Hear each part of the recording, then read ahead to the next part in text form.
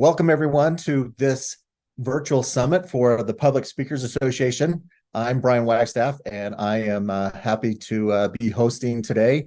And I will go ahead and introduce our first speaker. So David K. Price will be our first speaker, and he is a highly accomplished educational administrator and consultant, corporate speech coach, and licensed realtor with an illustrious 25-year career in the field of education.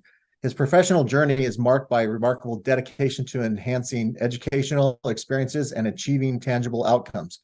With a comprehensive background in education management, DK has excelled in various roles throughout his career. Notably, he has served as founder and president of BA6 Knowledge Academy, a prestigious 9th through 12th private school with a legacy spanning 25 years.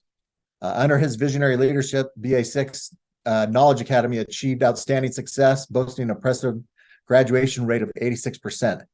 Notably, this institution has nurtured over 7,000 graduates who have gone on to make their mark worldwide.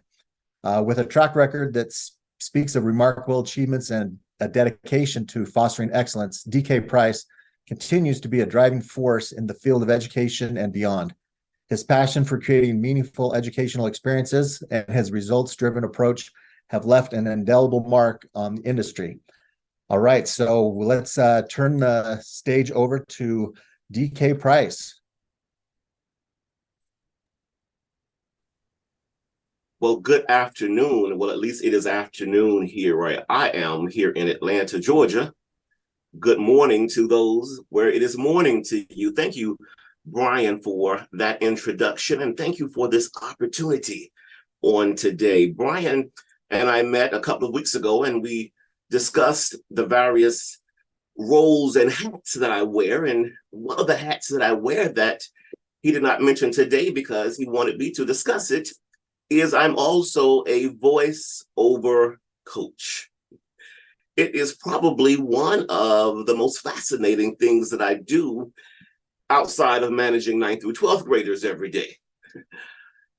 I began my career as a graduate of Morehouse College, and I studied English and speech communication, and I began the wonderful world of teaching English and theater and drama.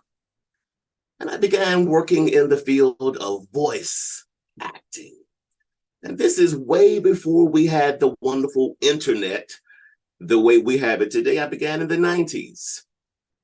As a graduate, and I have continued in that field. So it becomes one of the most interesting conversations in the room when you start discussing who actually sometimes trains the voices that we hear. Not necessarily do we see these voices, but who works and trains them, or how do I become one of these voices? So today I want to just discuss and just intrigue you for a moment on what makes a good voice actor. We use that word interchangeably, or that term interchangeably, whether we call them voice actors, a voice-over talent, whatever it is, the person that is behind the microphone. What makes that happen? And how do I become that?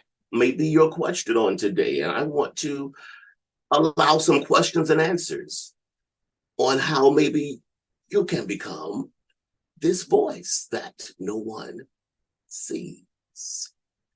We may not see you, but we feel you. So one of the first things that I, as a coach, as I sit down with a client who says, I want to become a voice actor. How can I do audiobooks? How can I do commercials? I want to do cartoons. I want to be that person. How can I do it? And I first off start asking them, who are you? Who are you? No, not who do we see? Not who people say you are, but just who are you? Because voice acting starts with the inside of you speaking. And it's important that you know who is inside of you that begins speaking. So I always ask them the question, first of all, I said, if you could become an object, and that object would describe your personality, that object would describe your strengths, your weaknesses. This is a non-living object. I ask my listeners today that same question. What object would that be? What non-living object describe when you walk into a room? What speaks? And once we define that, and they say, well, Mr. Price, what object are you? And I say, well, I am a pencil sharpener. My goal is always to sharpen every environment that I'm in. Today, you are the pencils. And my goal is to make you write better, whatever it is you are desiring to speak. So the voice actor first defines who they are. And then once we define who you are, we then understand that a good voice actor possesses the versatility, the emotion, the clarity, and the ability to adapt to different roles. So I have to make sure they understand that we're about to go through some timing of understanding how to master your tone, your pacing, characterization, and bringing scripts to life with authenticity and expression. Our number one goal as a voice actor, is to be authentic. So in order to be authentic, you have to understand authentically who you are. So we begin going through now, helping you to narrow down what will be your focus. We're going to work together for a few months in a training session, because the first step in any level of voice acting is you must begin training. So we began understanding what areas do you want to specialize in, because we have to develop your skills. We have to help build a demo reel. A demo reel is what is considered your business card. It's what you're going to now use that demonstrates areas you have mastered and that you are now desiring to receive jobs in. So that may be 2 or 3 areas. One may be, usually our popular areas are commercials, audiobooks, and animation. Those are the 3 biggest areas that I get requests in, and I service clients around the country, really around the world. Zoom allows that wonderful thing to happen. But usually commercials, audiobooks,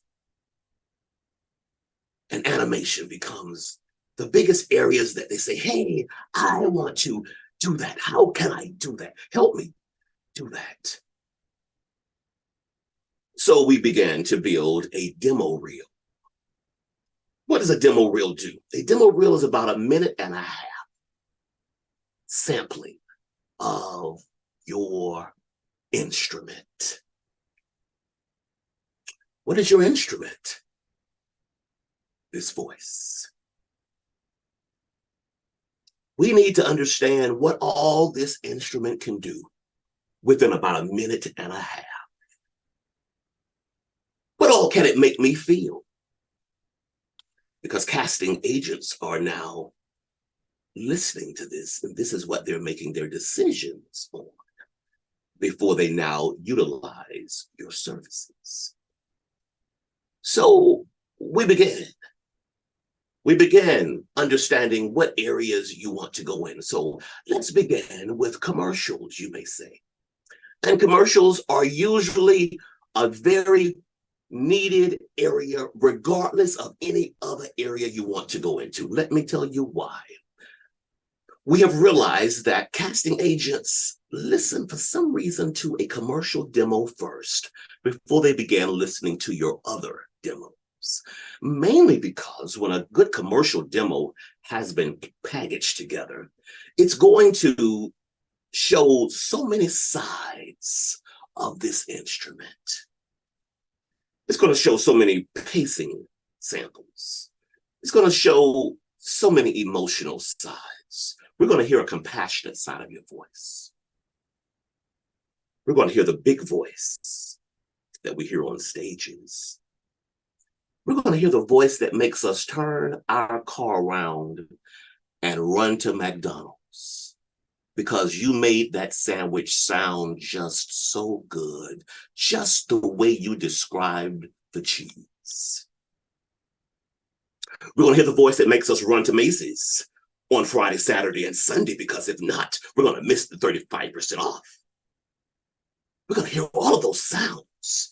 And you don't realize what we're doing behind the stage to make you turn your car around, to make you place on your calendar. It's Friday, Saturday, and Sunday. I must get over there. The Gouda cheese was just so tempting. I must try it. You thought you would just turn your car around. No. Our voice behind the stage snare you. So the commercial demo gives about 6 different sides of that. Then you may say, I want to go into audiobooks. Well, you'd be surprised. The biggest challenge in voicing audiobooks is the ability to read perfectly. I didn't say the ability to read, and I ended the sentence. I said the ability to read perfectly. That becomes a challenge that has to be built, especially to read with longevity, because we need the same tone on page 3, on page 333, 4 weeks later when you record it. We need Ms. Williams in chapter 1 to sound like Ms. Williams sounded in chapter 1 in chapter 15. That becomes now understanding this character and mastering this voice. Not just mastering this voice, but mastering now this personality. So sometimes I jokingly tell my clients, sometimes, voice actors have a legal schizophrenia license because we develop several people and several characters and several personalities inside of each of us that we can bring them out any moment. And we understand about keeping our tones consistent. So preparation and practice, understanding characters becomes the quest. Loving to read, because you have to quickly read this book first, probably 2 or 3 times, before we now are ready to voice this book, because it's like a soap opera. When you really understand what really happened and why she said what she said, then it turns it differently, which now takes us into our third area that becomes very much interesting, and that is the area of animation. And the animation side often comes out in various other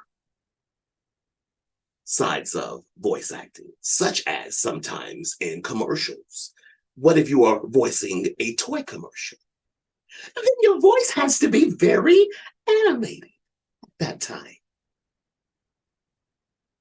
What if you're reading a children's book for an audiobook?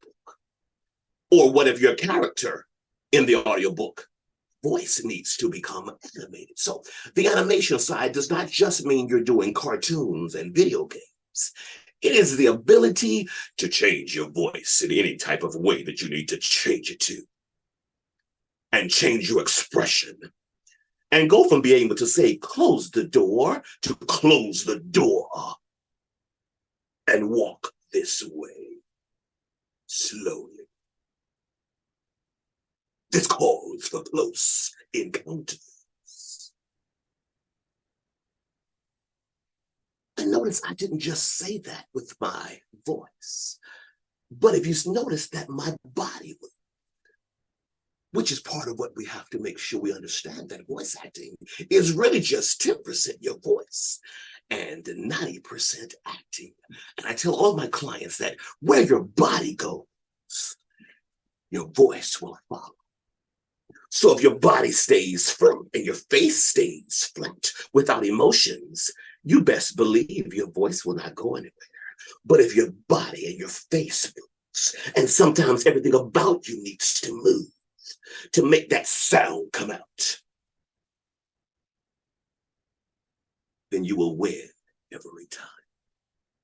After the demo reel is done, you're now all ready to begin your first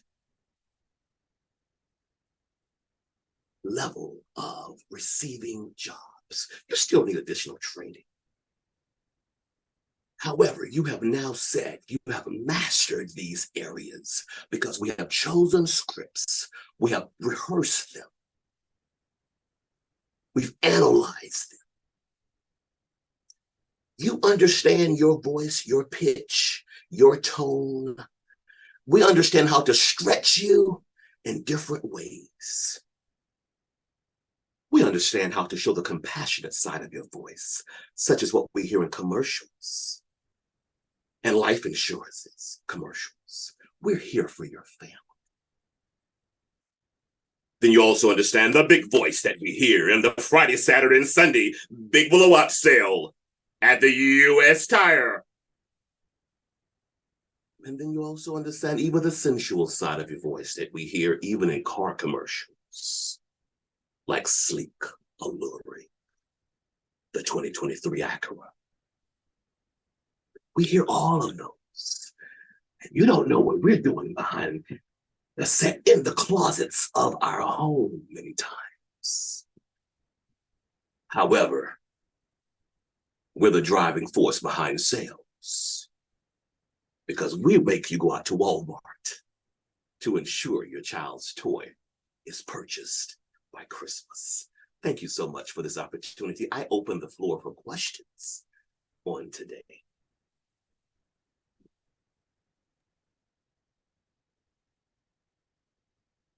David, I got to tell you, I could listen to you all day telling a story to a child or doing a commercial.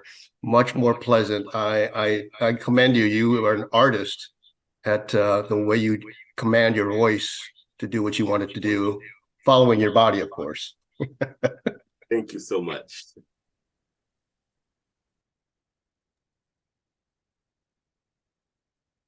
So David, Hi, David.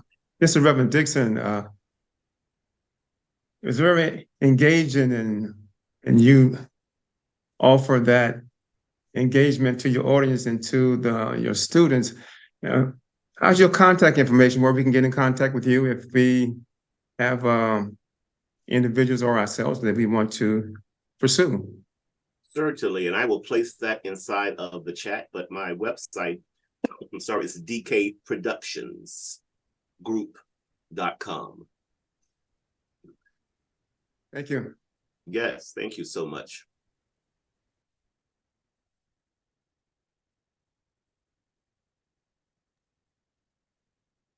So David, I was wondering, are speakers born, are they made? I mean, like, can you take someone who has a very plain voice and still have them be authentic and give them a powerful voice like you have?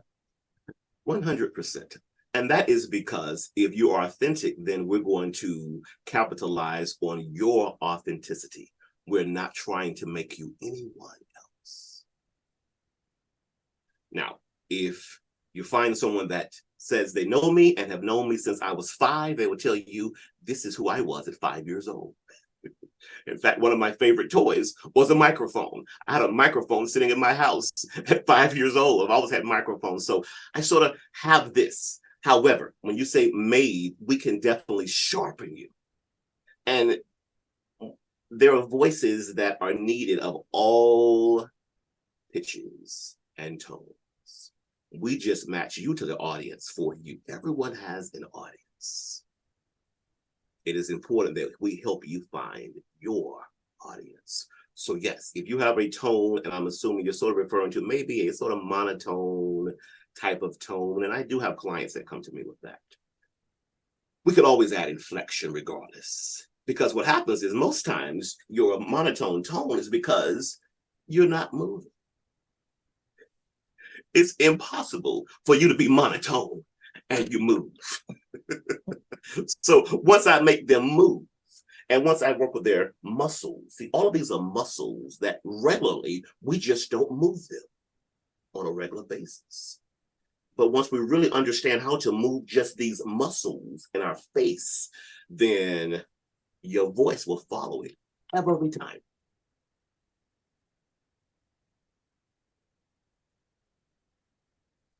All right. Well, this your time has flown by, and we need to move on. And now I've got to work on my voice, I'm very self-conscious about it right now. But anyway, yeah. So thank you very much, DK, David. Thank you for that. That was awesome. All right, and we're going to move on now, and I would like to introduce Mike Hayashi. And Mike's journey is a remarkable tale of resilience and self-empowerment. From his 8-year tenure as a high school teacher, he transitioned into a powerful advocate for confidence and self-empowerment programs. With a vast reach, Mike has touched the lives of over 600,000 individuals across 700 plus companies, colleges, and conferences spanning 27 states and 5 countries. His impact is truly global.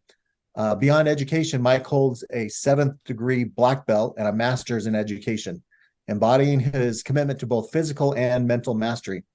As a captivating speaker, he has graced numerous stages and hosted 450 TV and radio appearances. His ability to connect and inspire is a hallmark of his communication skills. His ability to survive 3 violent assaults by armed attackers, rooted in his fear management skills, underscores his self-empowerment principles. In summary, Mike's journey is a testament to the power of resilience, adaptability, and the ability to inspire positive change. His experiences and expertise make him a dynamic impact influencer, educator, and speaker. So welcome to the stage. Mike, take it away. Thank you, Brian. Thank you, Doreen. My pleasure to be here today. I want to do this because our time is so short. I want to do this like you are all in my audience of a short program. Your company has brought me in and paid me lots of money to just do a couple of things. One is to show their appreciation for your work and your loyalty. The other one is to protect you. We're in a violent world. We have always been, but it's more prevalent now, I think, maybe ever than it's ever been. And my phone has been ringing because there are people that want to protect their own staff and their own personnel, their congregation, their school students, you name it. So I'm going to treat it that way. And my thought has always been, and some of you can attest to this, I'm a teacher. And so I'd like for all of you to learn something. Maybe you never use it in your life. I hope you never use it, but it only takes once. And I always say once is enough. It's just like CPR. We all know CPR. We've all taken it. I've never used it to save anyone's life, but I'm so glad that I could. If the paramedics are running late, they get caught in traffic. So that's what it teaches. People ask me, why do I teach women's self-defense? They hear my martial arts background. They understand, okay, I can understand you teaching self-defense, but why have you focused probably your adult life, which is true, on teaching women? And I have 2 answers for that. One is, probably some of you can identify this. I have a couple of life events. One is my childhood. I was in an abusive home. My father was military and he loved us to death, but he had a drinking problem that it caused my brother and I to watch out the window every night at 4 years old till we were about 12 or 13 to see what kind of mood my father was in when he came home. And if we could tell he'd been drinking, we knew, don't say anything, don't rock the boat, don't make him mad because we get hit. It was a weekly event. So I grew up with a feeling of intimidation throughout my childhood.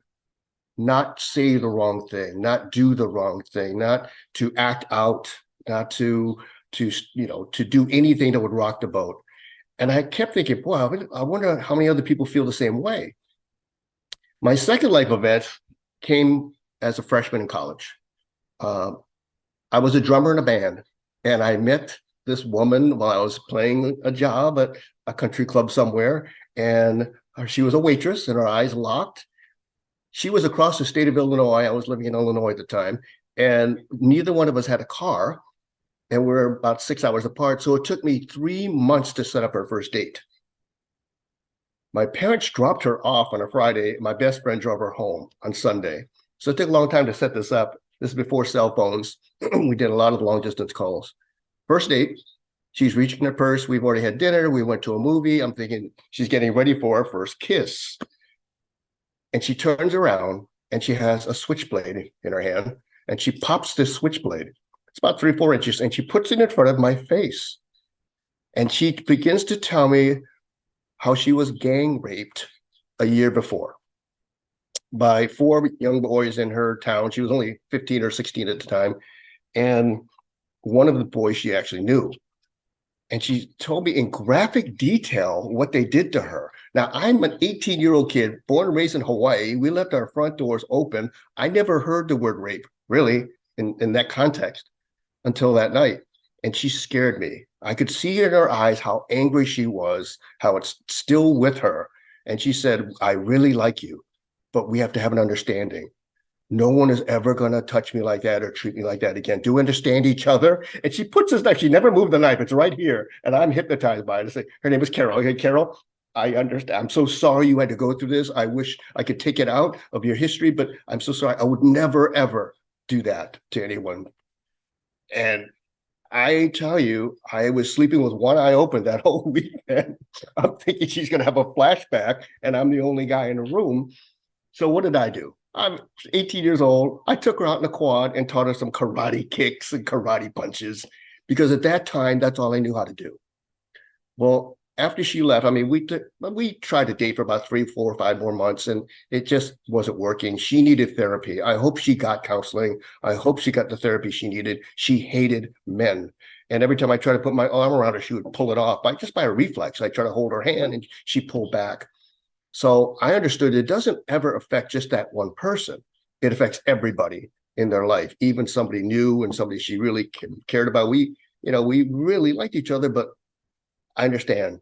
So I made it I don't know what it came up. I said, I don't know what I'm going to do with the skills I have, but at some point in my life, I'm going to do something to help others like her to not live in fear, to not live in terror, to not live in anger. Because that's the way I grew up, and I know how that feels. And here's a woman that just went through it, and as much as we cared for each other, we had to end it. So it's become my mission. That's why I've trained 600,000 women across 27 states and 5 countries. I will keep doing it until this body gives out and I can't do it anymore, but I'll probably just lecture and write books and teach that way. But that's where I'm coming from. So I'd like to do something. I wanted to teach you what I teach every class I teach. I don't care if it's 2 people in a private session with a husband and wife or a mother and daughter, or it's 2,500 people at a conference and everyone's there for one reason. That's to be better leaders, more empowered, more confident. I'll teach you the same thing. I always start with 3 questions. I call them bottom line questions. And here's question number 1. And if you're writing this down, write the question. Don't write yes or no. It doesn't matter what your answer is. Question 1, and I ask this of the police, the highway patrol, the National Guard. I'm going to ask you, could it happen to me? Could it happen to me? If you write that out and look at it, I want you to start thinking about this every morning. You wake up, get dressed, and go out your door. Could it happen to me today? Well, what do you mean, Mike? Anything. I mean, a purse snatching, a carjacking, taking your watch or wallet, or worse yet, he has something against you for whatever reason and grabs you and is about to hurt you. Could it happen? Yes. Of course, the answer is yes. I don't care where you live, how much money you have in a bank, what kind of car you drive, where you go to church. It could happen to you. And if you believe that, and if you think about it, you're safer than half the people you know, because nobody expects it. Okay. Number two, could I stop it? Could I stop it? And that's a pretty tough answer to come up with. I don't know what you have at your disposal, but could you stop what's happening? And if you don't know the answer, get training, go watch YouTube, go to a class, do something, because it can only happen once, and once is enough. I've been attacked 3 times in my life. All 3 times, I wasn't expecting it. All 3 times, they were twice my size. And all 3 times they had a weapon. So I'm still here. So I didn't overpower them. I just knew what to do and calm myself down to be able to do what I do. Third question, most important. Am I worth fighting for? Am I worth fighting for? If somebody's coming into my space and says they're going to do this, or don't shout or else, am I worth fighting for? And that's a very personal question. You have to have the answer before they touch you, before they come out of nowhere. You feel a hand right here. You have to have the answer to that, because I don't want you thinking about it. Well, maybe. And the answer, of course, is yes. You are so needed by this country, by this world, by your family, by your friends, by your coworkers. They need you. And if you stop being here, how many people does that affect? For some of you, thousands of people, right, Brian? Thousands of people it would affect if you're not here to do what you do. So yeah, you're worth fighting for. Second thing I always go to is who's the target? 2 types of people. Good news, just 2 types.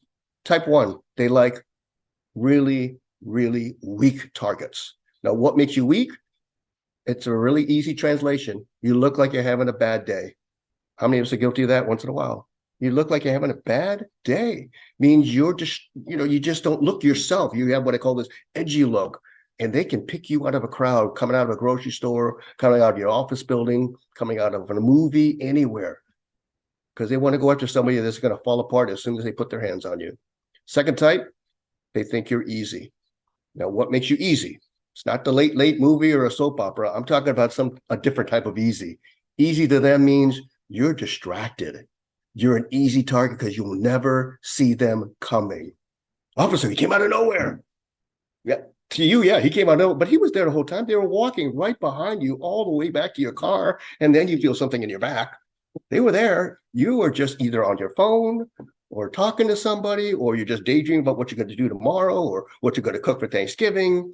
We have our own little world, we call it. We live in that, and then all of a sudden somebody comes into your personal space, right? So there's lots of ways to make sure you don't fall into that. One is start looking at everybody. Look at everyone you pass on the streets. Don't stare. Nobody likes to be stared at, but make sure they can't sneak up on you. Because if they don't think it could come out of nowhere, sometimes they pick somebody else. That easy. Now, before I get to questions, I want to teach you one technique. It's my favorite technique, right? Because there's 3 centers to go through. The physical, which is the most obvious, the mental, which is can I think straight, and number 3 is the spiritual, or your emotional center, which is can I get calm to be able to think of something to do and then actually do it. Well, if it ever comes to that point, we have to actually do something. Here's one I suggest. It saved my life twice, and I've gotten tons of phone calls and emails and texts of women and men that have used this to save their life. Right? First of all, how not to hit somebody. Take your 2 hands, ball your fists up, aim your fists at each other, tap lightly. Okay. If you're doing this, how does that feel? That hurts. That's bone to bone. That's what it feels like to hit somebody like you see them in the movies. Don't do that. Put your hands like this, big and wide, like you're taking the top off a pickle jar, big and wide. You put your hands here. This is Black Belt 101 right here. And tell him something that he wants to hear. Please don't hurt me. I've got kids. I'll do anything you want. I'll give you whatever you want. Just don't hurt me. Make him think you're no threat. And when you're ready to go and he gets close enough, just turn your hand down like this. That's it. Turn your hand down like this. And when he's close enough, I don't care how tall he is, snap your arm out, hit him with this little wedge right here, Bam. Your target is in the upper throat. It's called the windpipe at the top. Okay. If you hit this enough and fast enough, you're going to hear, right? And if he's holding on to you, it's a reflex. He'll let go of you. Push and run. Okay. This stops anyone because I don't care how big he is, how many drugs are in his body, how many drinks he's had. He has to breathe. Interrupt the breathing pattern, the brain panics. It says air, right? So it works much better than trying to punch him in the face because he might not feel pain, but he has to breathe. So it's here, angle down, bam, okay? Scream as you do it. Get the energy going, get your flow going, get your anger up and put it right here. It snaps straight out, comes right back because in case you miss and hit him somewhere else, you might have to do it again. And it's only going to work at the top of his throat. You can feel right on your jawbone, just under it. Okay, it's right at the top. And it works even better if he's taller than you. That's what I love about it. So that's my gift to you today. It's a V strike. Okay, you'll see it in a lot of movies now. James Bond movies, Jack Reacher movies, John Wick movies, Mission Impossible movies. Everyone's doing a V strike. I've been doing this since the 80s. Okay, they probably got it from me. I love this because they know it works. Right? So I wish I had more time. I love sharing things that maybe you never need in your life, but just like CPR, if you need it just once, that's enough. So thank you, Brian, for allowing me to give to anyone that's watching this today or watches it in the future, something that says, you know what? I know the 3 questions. I know who a target is. I'm not going to be one of those people. And if I have to, back against the wall, I'm going to do this, and bam, take his air. Any questions?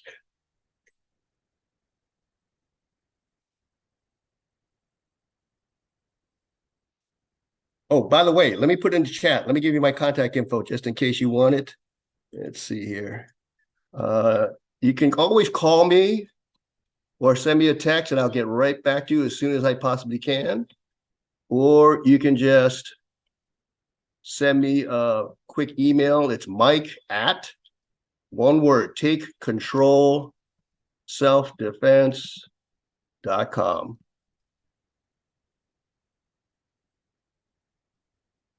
Mike, I have a question. What's that? I have a question. Sure, David. Anything. You mentioned about the 3 reasons many times people are attacked. Would you mind sharing which of those 3 situations happened to you?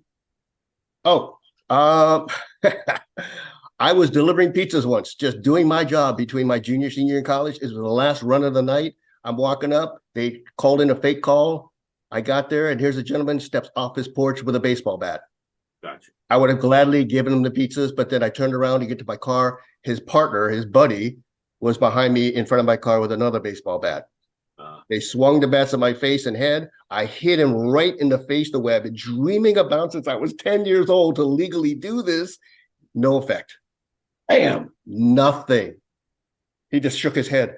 He's on so much PCP and cocaine, he didn't feel a thing. But this is what I did next. So this is one of the times that saved my life. Hit him in the throat, eyes rolled back, his bat dropped out of his hands.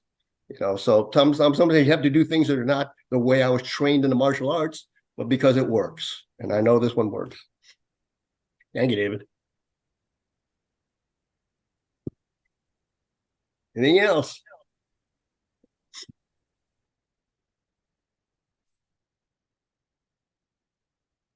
Self-defense is something I have been pushing so hard from the time I was a teenager. And I've heard every horror story you can think of after teaching 500,000 people.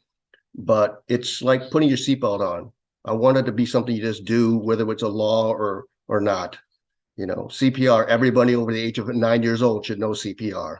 Whether you ever use it, ever. Everybody should know it. Same thing.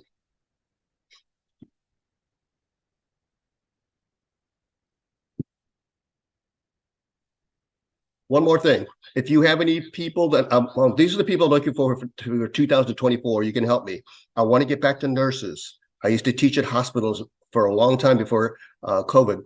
So I want to get back. If you have any connections at the major hospitals in the country, I want to teach them. I want to teach the ER nurses in particular. It's a battleground in the ER. Second is flight attendants. I want to go back to the airlines. So if any of you have any connections at any of the airlines, even somebody that checked your bag through, I want to be able to call them and start over. I used to teach at the airlines. I went down to Dallas and did it at American Airlines, but I want to go back to them. And I'm also looking to get back on college campuses. It's a horrible situation, and most campuses, you know, they kind of downplay what's going on their campus. It's a circus.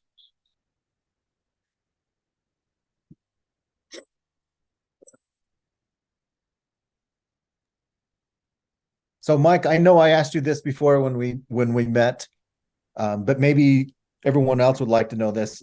We talked about whether or not women should attack a man, or I mean, or sorry, if she's being attacked by a man, if she should go for his groin or not, whether that is a good strategy. You want to talk about that?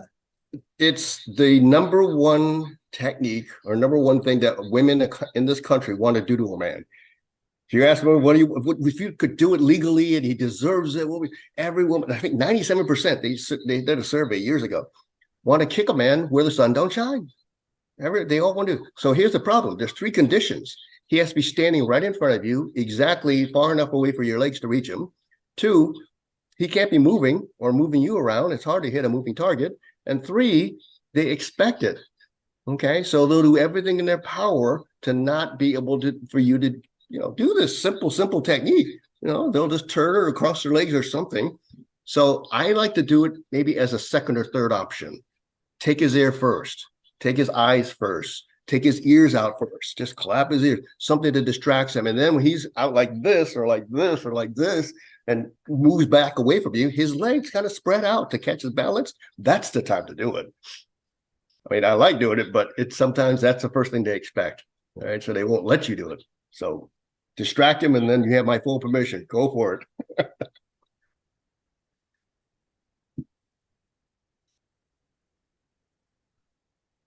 All right. Does anyone else have any questions for Mike?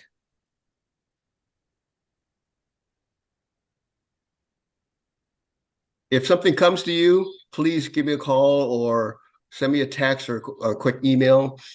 Something might pop in your head. You know, this happened to me 20 years ago, or this happened to my niece or my best friend, you know, a couple weeks ago on a date, whatever it is.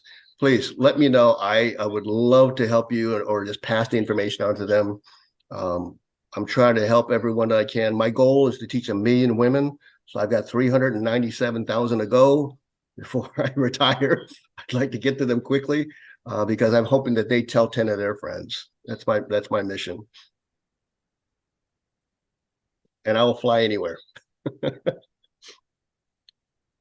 Okay, thanks, Mike. You're very welcome. Oh, I apologize, Brian. I got a call late yesterday to somebody that I'm speaking to this afternoon. Just moved me up because their speaker could not fly out of town.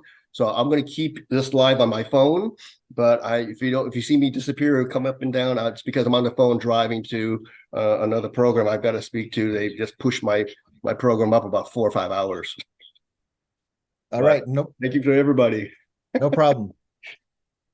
All right. And now it's time to move on to our next speaker. However, we had a speaker that was on. He was on the Zoom, and he had an emergency and had to leave. Oh, no. So I am going to ask our speaker, Reverend Roger Dixon, if he would be willing to go up next. Give me the thumbs up if that'll work. Yeah, Brian, that'll work. Okay. All right. Then I will introduce you now. So Reverend Roger E. Dixon Sr. is a dedicated success coach and mentor on a profound mission to guide returning citizens towards achieving their fullest potential after incarceration. With a deep passion for this cause, he has made it his life's work to assist individuals in rediscovering their path to success. Operating under the banner of Prison Family Ministry, Reverend Dixon Sr. has created a platform dedicated to supporting and uplifting those re-entering society. His tireless efforts have been instrumental in helping countless men uncover their unique brand of success. In his role, Reverend Dixon highlights the remarkable accomplishments of these individuals within the community, They have found their version of success through his groundbreaking Success Academy, which equips them with the tools and guidance needed to make meaningful contributions to their surroundings. Reverend Dixon his work is an inspiring testament to the transformative power of mentorship and his unwavering commitment to fostering success in the lives of those who need it most. Through his dedicated efforts, he continues to shape a brighter future for many returning citizens and the communities they serve. All right, so thank you for your flexibility, and we turn it over to Reverend Dixon. Good afternoon and good morning where you are in parts of the world today. Yes, my name is Reverend Roger Dixon Sr. from the great city of Harrisburg, Pennsylvania. Yes, I am a success coach and mentor, but most of all, I've been in the prison ministry for over 30 years. This is my passion. This is what I do. And I want to just share with you today is that we call them returning citizens, and they are returning citizens. Some names society already have given those individuals that's been incarcerated, different names, negative names, stuff like that. But what I do want to encourage them to the point that they are valued. I've been doing this for over 30 years ago, and I just got involved with a pastor here in my city of Harrisburg, Pennsylvania. And I got involved because I wanted to make a difference. When I went to his workshop, he mentioned to me exactly what they were doing. Would I be interested? So I took upon myself to volunteer for that particular position. It was a volunteer position. It wasn't a paid position, but that's okay. I enjoy doing that. And what I do when I mentor men, transformation, it's great when you transform lives, you transform individuals who society have, so to speak, as we know, have thrown away the key or called different names or that nature. But what I do, I go inside the prison system, inside the lockup, and I have a Monday night group and a Thursday night group. But since COVID came about, I'm not able to go back into the prison like I was before. But now I go in once a week when they let me in. When I say when they let me in, I have to call before I go in because of the staffing. They have short staff, and they explain to me and say, "Look, you call before you go in." I'm scheduled every Wednesday from 5 to 6. I have to call at 4 o'clock, see if it's okay to me go in. And they, if I call it, they say that you can't come in because of staffing or whatever situation is going on, then I don't go in. But what I do within my group setting, I do have a target audience from the ages of 20 to 40. But I work with all men, but I do have a target audience from 20 to 40.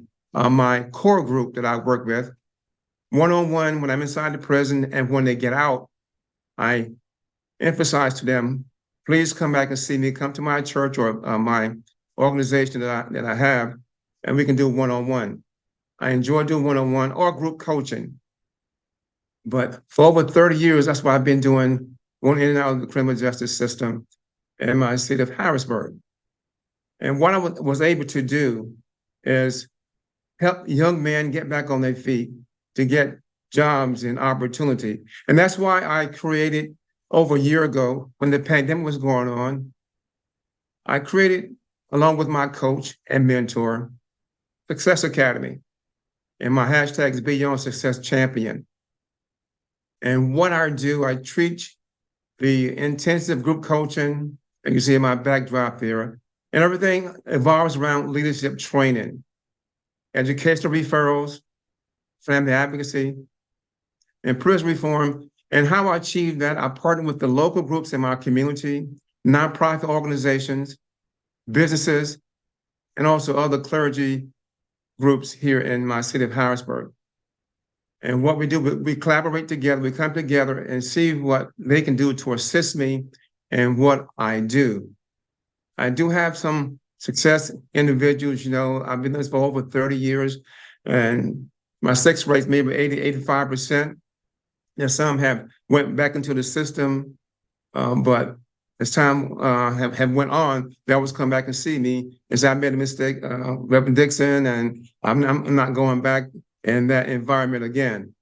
But I want to emphasize that this is my passion. This is what I do. I enjoy doing that, and with the prison system. So I'm just reaching out to my community to see what they can do to assist me in everything that I do. I do have a group that I formed within the system over about 10 years ago. I have a group that I started here, and this was a family advocacy group and also a mentor to young men. When I say young teenagers, more or less, and the middle and high school students. I'm a teacher as well. I'm retired, and I do teach middle and high school students. You know, I do pick and choose from time to time, but my emphasis is share with them, you know, how the prison system is, and I recommend them not going back into that system. It's a system you don't want to be a part of, and so you often hear the prison to school pipeline. And so that's why I try to prevent, and when I mentor young teenagers and other young students in my city as well. But I want to emphasize that my core group is men ages from 20 to 40, returning from the criminal justice system. We call them returning citizens, and they are citizens. And there's 4 factors with the academy. There's 4 factors that they must complete once they enter the academy. And those 4 factors are, which they are educational factors, they are goal settings, optimism, focus, and perseverance. I do have a hashtag. Once they complete that, my hashtag is Be Your Own Success Champion. I let them know they are champions, they are leaders, and they're often have given the bad names in the community. And I emphasize for them to come back and see me once they get out. And majority of the time they do. From time to time, others do go by the wayside, you know, maybe see me about a year after they get out and say, oh yeah, I was able to come by, but I didn't come by because. But in saying all that, I do want to emphasize as far as prison reform, that's one of my advocacy group. I was at the state capitol yesterday in Harrisburg, and I spoke, you know, on one of the gentlemen's platform pertaining to prison reform. And everybody want to know what prison reform is and how we can help the community emphasize, you know, what that is. And prison reform is pertaining to racial profiling, police brutality, and overcriminalization, and mass incarceration. And we want also cut back the recidivism time for them returning. In other words, if we do a good job in the community, if I do a good job with my prison ministry that I have here, I don't want them to go back to the streets, because the streets is no good for them. The streets is something that got them there in the first place. But I want to share with you some success stories and also 2 individuals that is part of my group. So when they get out, you know, they want to say, Mr. Dixon, I want to be a part of your organization. Is it possible? I said, yes, it's possible. And there's a gentleman his name is James. And James was in and out of jail for many, many years. And I met James in my Monday night group. And he kept coming to my Monday night group. And he said, Mr. Reverend Dixon, when I get out, can I be a part of your organization? I said, yes, James, you can do that.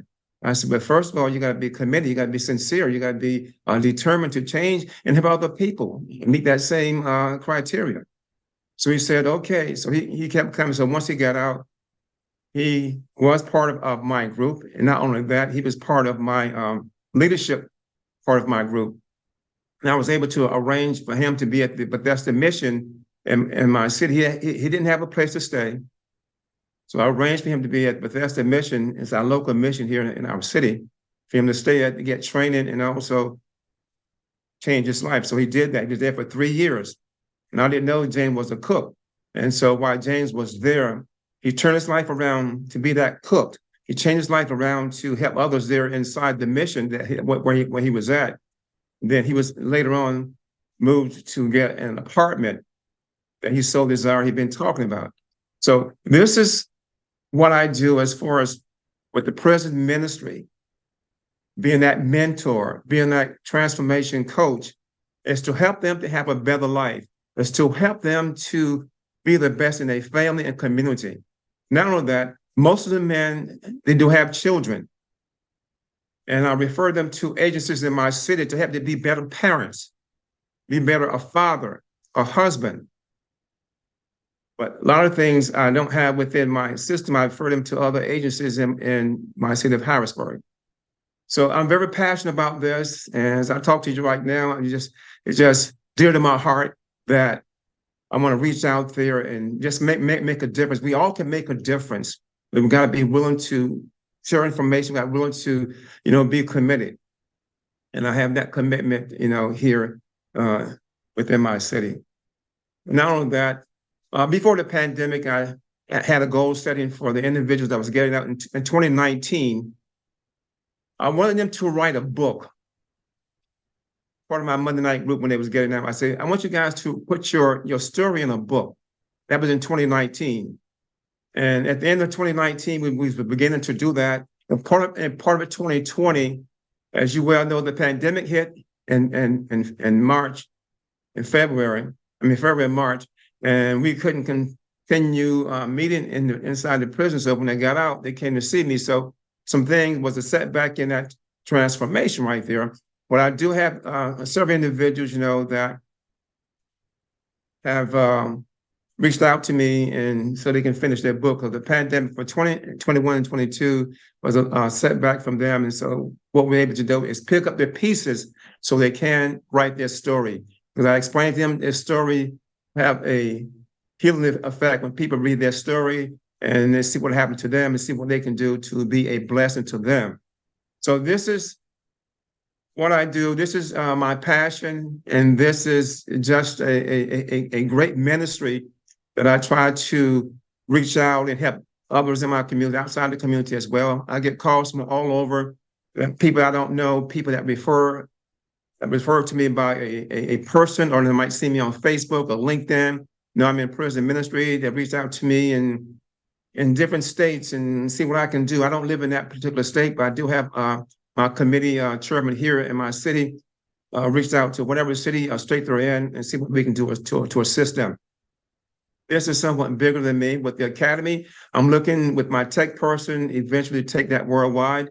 But I do one-on-one coaching here in Harrisburg and group coaching when I allow back into the prison system. But again, this is my passion. This is what I do. And this is what I think, that prison reform, family advocacy, and employee referrals, they don't have jobs. I refer them to different agencies in my city here to get jobs, education training, GED. I do refer them to local industry organizations here, the Goodwill and Salvation Army. They do have that particular training. If you don't have your GED, they help them to get their GED as well. So leadership training, try to explain to them what leadership is all about.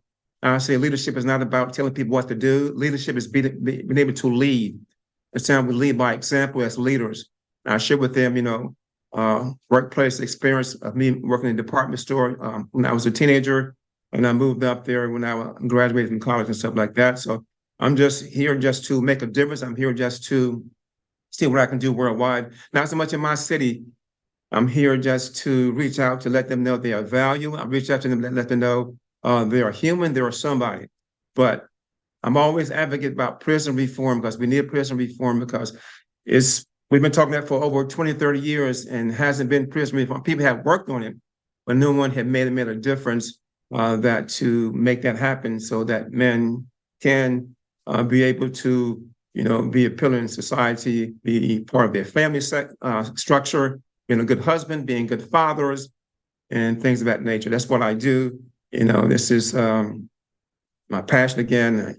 I emphasize this all the time, but this is awesome time. I'm just thankful that you guys have me on today. We're talking about this, being able to reach out to you if you have any questions or any ideas you want to put before me, because like I said, I'm always open for observations, any information they want to share with me, and whatever happened in your area, your state or city, feel free to reach out to me and I'll be able to help you out.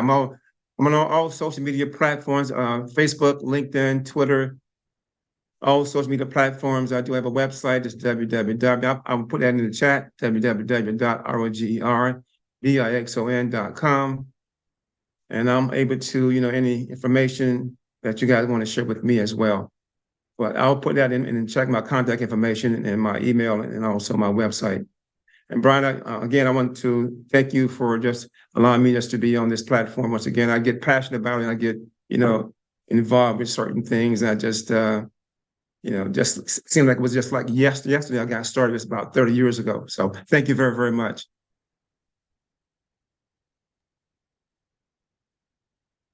So Reverend Dixon, I think I will ask the first question. The question I have is, can you tell me what are the laws in different states as far as like companies and hiring someone with a criminal background? Like, are there different laws that help them so that they are not discriminated against? Or I mean, it seems like there could be. I mean, there's probably a lot of people who leave the prison system and then they can't find a job because no one will hire them, and then they end up falling back into the same thing that got them into prison. So what are the laws anyway that are helping them? Well, actually, when I first started being part of the Returning Citizens organization in my city years ago, you're right. At that time, organizations and businesses, didn't hire returning citizens. They didn't know too much about, what they did, whatever crime they committed. They was really afraid to hire them. But up until I'm going back maybe 2008, 9, 10, 11, there's a lot of companies in various states, and especially in my state of Pennsylvania, that a lot of companies right now have reached out to returning citizens to hire them. And not only that, we have a organization here in Harrisburg called Work Release. And these are ones that have gotten out, but they haven't served all their time, maybe got 3 or 4 months remaining. So they sent to this place called the Work Release. And what they would do, they work and then they come back. So when their time is up, it will be 1 month, 2 months, or 3 months, they can go back into society. But as a whole here, there's an organization here, employment organization called Career Link, that I refer them to all the time, because you have maybe 10, 15, 20 companies that do hire people that have gotten out of jails and prisons. I do want to emphasize this, Brian, is this, but I know that some companies and organizations, now if you have a crime that you committed with children, it's very difficult for you to get a job, as far as different organizations and businesses and companies. If you are a sex offender, that's kind of difficult for you to get a job. And some have gotten jobs, but there's certain jobs they can have and certain jobs they can't have. They can't work around children with schools or churches or organizations or daycare centers. So those that criteria, that's what we're working on here to get those individuals jobs. But it's kind of difficult when you have a sex offender job. Very, very difficult.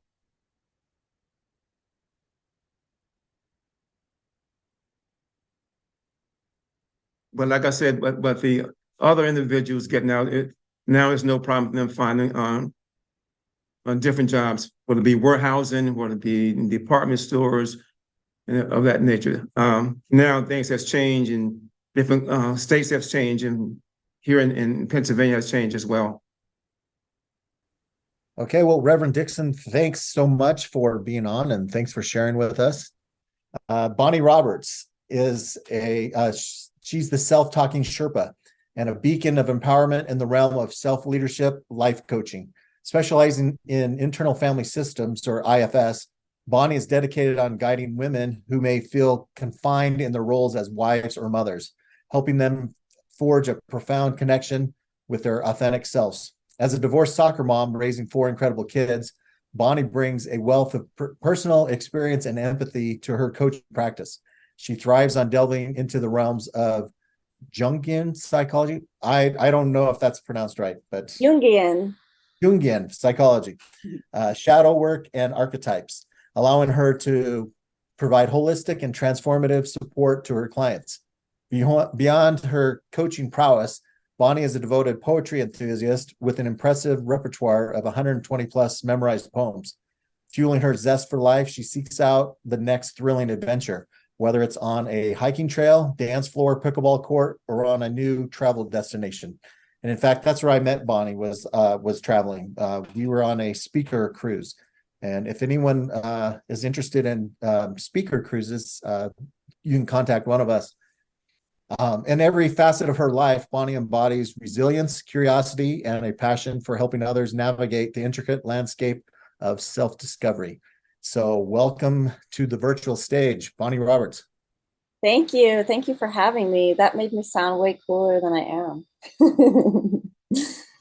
Yes, I am the self-taught Sherpa. So just want to start with a question. Have you ever found yourself in a situation where you totally did not recognize yourself? Anybody?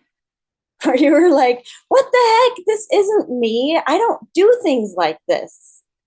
And just looking at you like, I don't even recognize this person.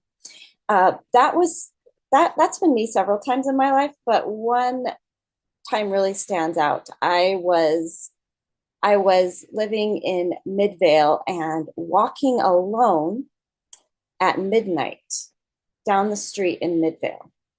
And if you know about Midvale, there's a ton of crime there. It's a really, really dangerous place. And I was so tired of feeling miserable in my marriage. I was so disconnected. I felt so worthless and alone. And I was so tired of my inner critic always telling me that I wasn't good enough. And that if the one person who was supposed to love me, my husband, if that person that has to love me, if that person doesn't love me, then how could anybody? If the one person who's supposed to can't even manage it. And I'm wandering around in this darkness, both inside me and on the outside.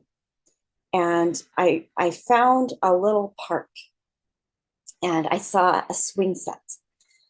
And my inner child loves swinging on swings. When I was a little girl, all recess, I would swing. Every time I found a swing, I had to go swing on it. And I ran over to the swing set and I got on it and I started swinging and felt like my heart was breaking. And at that moment, I heard some voices behind me. And I heard two male voices, and it was enough to snap me out of this pity party I was throwing for myself, because suddenly I was on alert that I was in danger. And I just kept swinging, and the voices came closer, and they started saying things much too loud for the distance that they were away from me. They weren't close, but close enough that I could hear them, because they were raising their voices on purpose so that I could hear them. And they were saying things like, why is she here? Yeah, she shouldn't be here. Doesn't she know how dangerous it is for her to be here? Yeah, I think she should go home.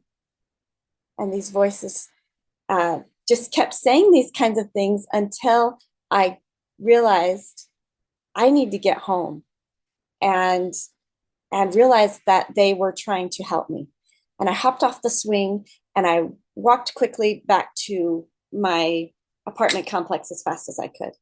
And I never saw their faces, but I'm so grateful that they were there to help me snap out of this funk that I was in.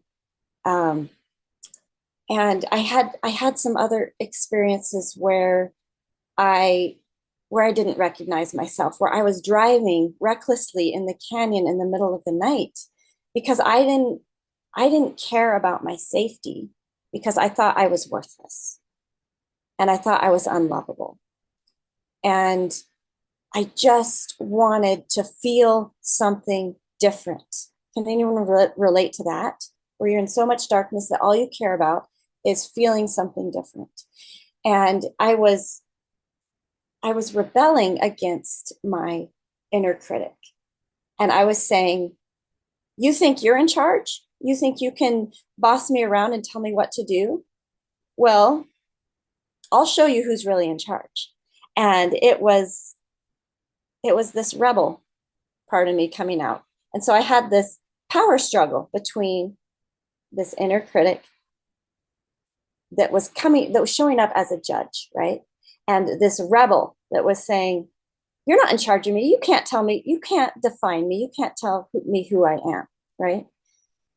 And so I think that oftentimes we live most of our lives in this power struggle between these parts of ourselves, and there's a lot more than two.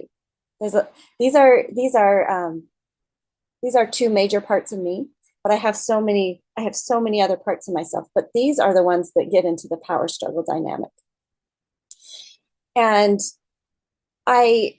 so in those moments, I tried to shut the voice of this judge, this inner critic judge, up by stimulation, by doing something dangerous, by putting myself in a situation where other parts of me would come to the surface, right? Instead of that self-critical voice that was always there. But the problem is we can't cover up the voice of our inner critic. We can't shut it down, because what it will do is subvert and turn into a saboteur, because it will get through to you. And so it will sabotage you in some way. And it will, if you try to exile it, it won't leave. It will just go underground, and it will get you in some other way. So instead of trying to silence that inner critic, what we get to do is bring it into our inner circle and honor its wisdom. Now, your inner critic might not show up as a judge like mine does. It could show up as a critical parent type of figure. It could show up more like this harsh schoolmistress with her long list of all the rules and all the things that you need to do. She's got the measuring stick, right? She's always measuring you to see if you're good enough. It could show up like the soapbox guy with the to-do list and always shouting at you all the things that you need to get done. There are so many different ways that your inner critic might show up, but if you don't honor it and accept it and bring it in and really seek its wisdom, then it is going to continue to be nasty to you until you will do anything to escape. You'll do anything, no matter how dangerous, just to get that voice to stop beating you up, right? So how do you do that? How do you bring this part of yourself into your inner circle and really love it and really accept it so that you can access that wisdom? Now, I've been able to accomplish this, and my inner critic now shows up more like one of these figures. It looks for danger. It looks for ways that I can show up differently, ways that I need to take responsibility. It also shows up as a wise guide with a light and says, hey, you might not want to go down that path because that will take you off the edge of a cliff. And instead, how about we go this way, right?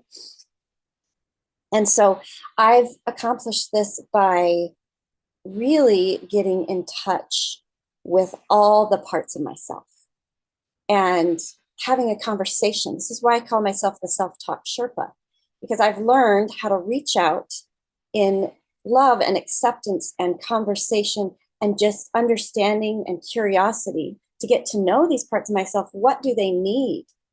And when I realized at that dark time in my life, what I really needed was excitement and stimulation and zest and vitality. And now I can give myself that preemptively without needing to put myself in danger to get that stimulation. I can go out dancing, and I can go traveling. I did a 16-day tour of Ireland by myself, driving around the country alone. And it was one of the most empowering experiences I've ever had in my life.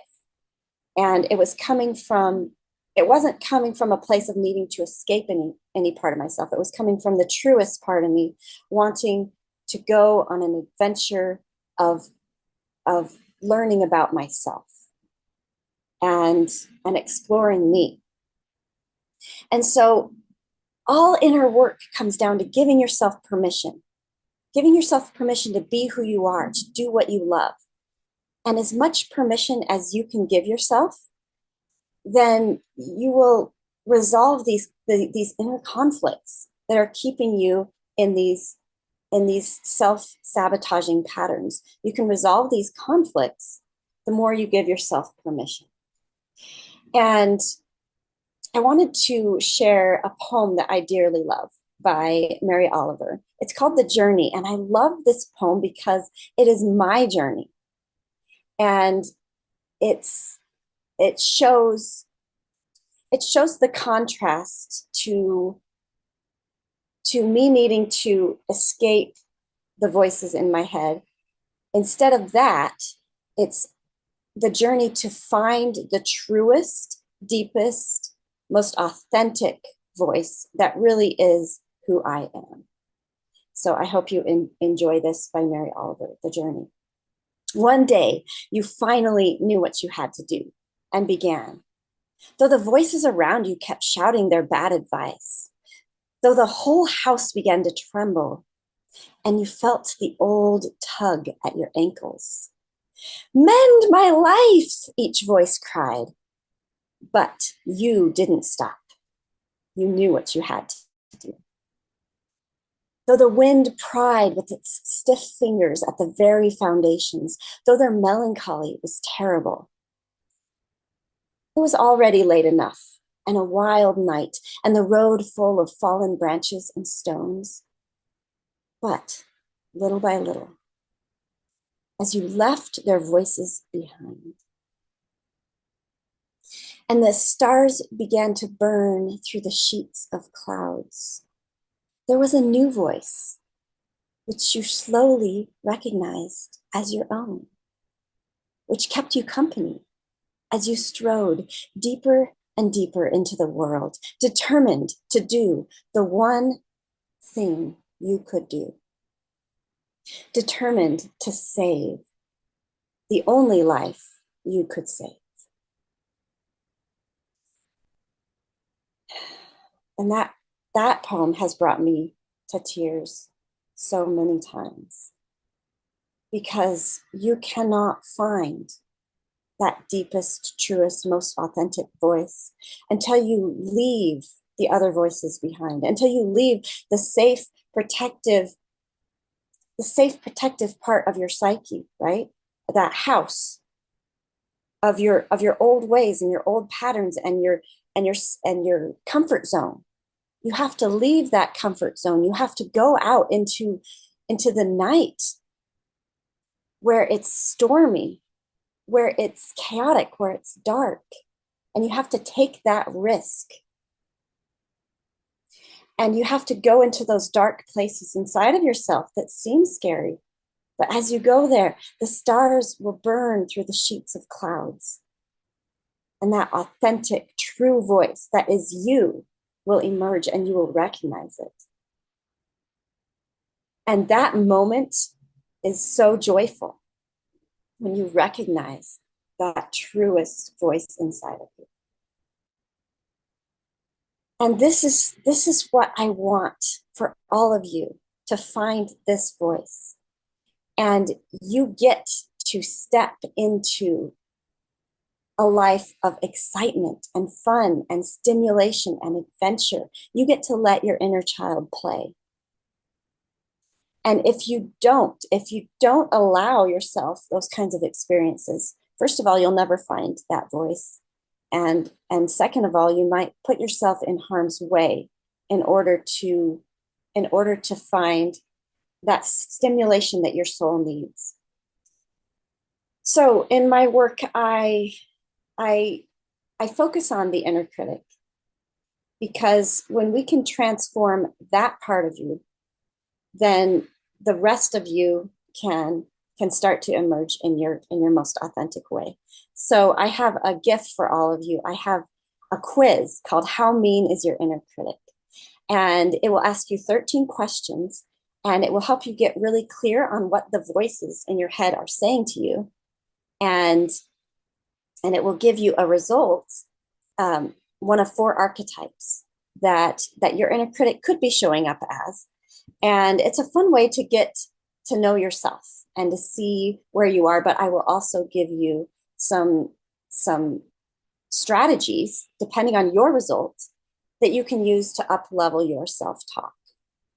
So thank you so much for having me. Oh, that link is bit.ly Inner Critic Quiz. Inner Critic Quiz has a hyphen between each one, so that's a bit.ly link. So that's my gift to you, and thank you for listening to my story. And I hope you go out there and show the whole world your most authentic self, because we all need the gifts that you have to bring. Thank you.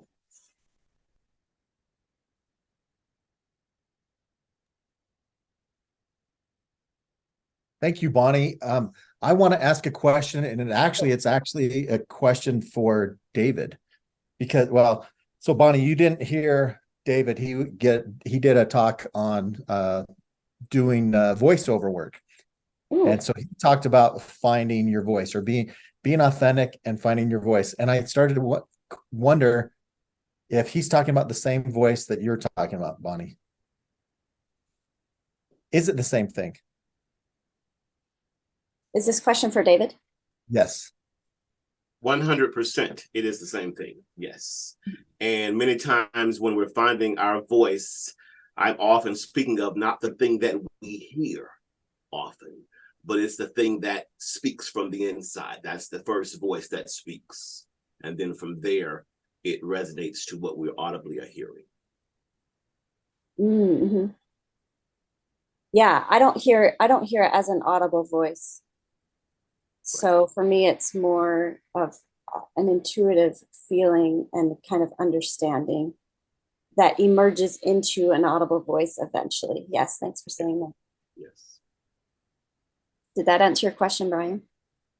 Yes, that's good. So I think it's cool that we have 2 different people talking about our finding our voice and talking about it in different ways. That is cool. I'll have to listen to that on the recording.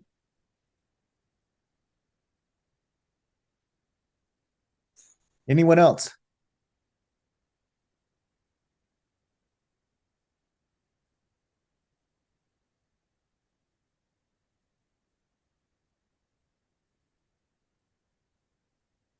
Come on, there has to be someone else with a question. Otherwise, we'll have to end. Yeah, Brian, I do have a question for Bonnie. All right.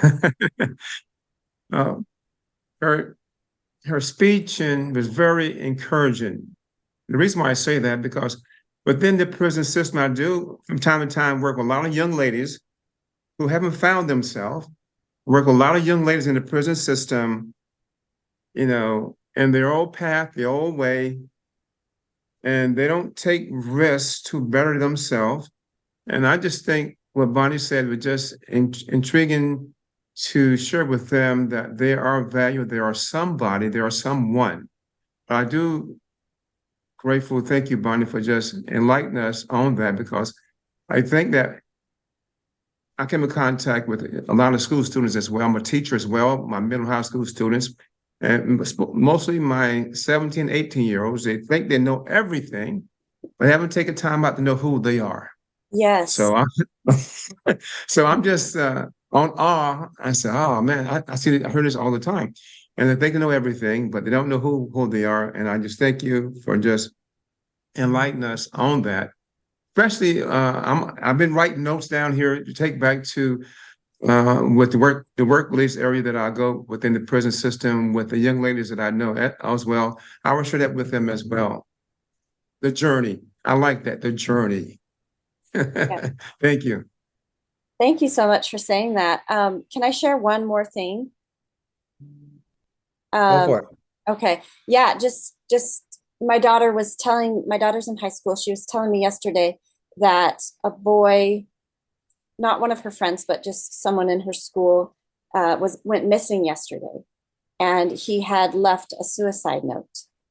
And when she said that, my heart just fell, and I just thought there's probably little hope for this boy. And my daughter said, yeah, it's not very likely that he's still alive. And I just got a text from her right before this meeting that he was found and he's alive. And so that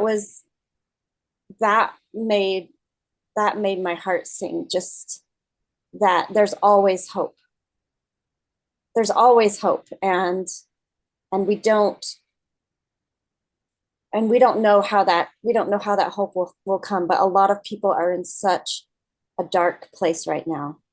But the more we can go out and be who we are and shine our light, the more hope we can give to the people in the world who are still in those dark places. Okay, if we have no other comments or questions or anything, then we'll wrap this up. So I want to thank all of our speakers, David, Mike, Bonnie, and Roger. And we look forward to seeing you on another virtual summit for the Public Speakers Association. So thank you very much, and have a great day. Thanks, Bye-bye. Brian. Thank you. The same to you and to everyone else.